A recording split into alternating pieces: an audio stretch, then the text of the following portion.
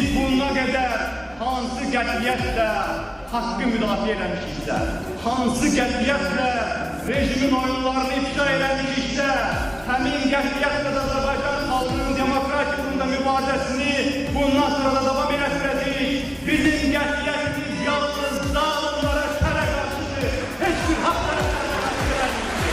Sizin qarşınızda bir etiraf eləmək istəyirəm. Bu barədə artıq danışılıb. Bir neçə il bundan qabaq Xalq Cəbhəsi sədrliyindən getmək haqqında düşünmüşəm. Yoldaşlarıma da demişəm.